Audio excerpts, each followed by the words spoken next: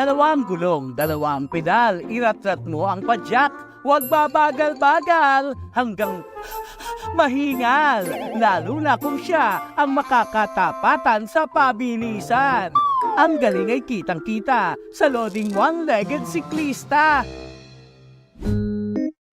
Halo. Ako si Grego Pulinas, anwalig siklista ng Pangasinan. Kung saan-saan nakakarating, ilang kilometro ang binabaybay, panis nga naman ang susubok sumabay. Hayayay! O, aba, bumabangking ka pa, marami ang hangang-hanga mga te. Mahirap na gawin ang kanyang pagbabalanse.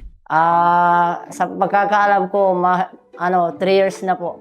Na-discover ko po nakita ko yung mga nagbabike na tagi-isang paa at sa totoo lang po, sobrang hirap po magpadyak ng isang paa habang nagbabike ka palagi sa kalsada o saan man lugar.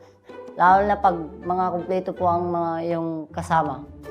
Simula ng mahilig sa pagbibisikleta, umapaw ng suporta ng pamilya. Mula po ng grade 3 po siya, naghiligan na niyang magbike. Kaya sinuportahan din namin siya hanggang sa paglaki niya. Kasi talagang hilig niya po ang magbike. Kaya andyan lagi kami sa kanya na sumusuporta. Nung nalaman ko na marunong siyang magbike, pinagpatuloy ko siya para meron siyang pagkaabalaan at saka pag-asensuan. Kasi si Grego, kaya kung sinusuportaan, mabait siya, matulungin, at saka magalang sa mga tao. Sa galing ni Grego, isang katutak na ang napanalunan. Pangmalakasan, malaaltar na ang datingan.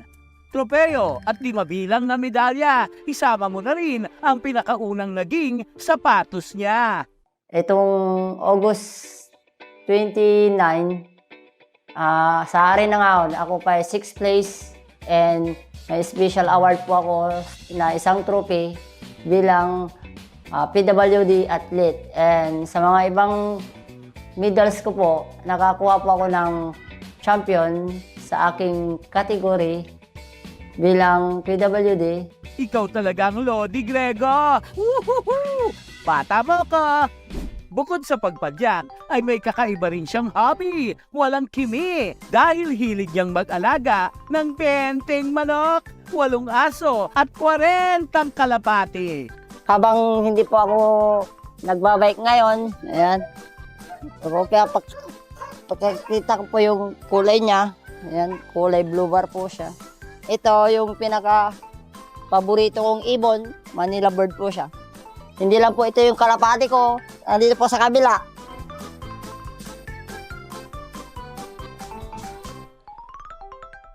Wow! Ang dami! Kitang-kita man ang galing, marami pa rin ang kumukontra. So, madami na pong mga ganyan na di-discourage po sa akin na huwag ka na mag-bike, ayan, papagod ka lang, andun ka na lang sa bahay, huwag ka nang masyadong labas-labas kasi mahirap na din madisgrasya sa mga ganyan yung sinasabi.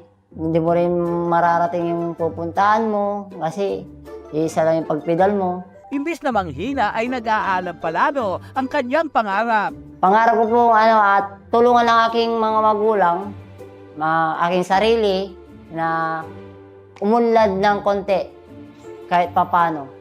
Gusto ko abutin ng aking mga pangarap tulad ng pagsama sana sa national athlete sa Paralympic. Grego, pasasaan pat matutupad ang pangarap mo. Lumabang ka lang hanggat may buhay. Huwag pong mawala ng pag-asa. Laging tandaan na walang kulang sa iyo. Manatiling pursigido, ang posibilidad ay walang preno. At sa determinasyon, ikaw ang numero 1 ehemplo.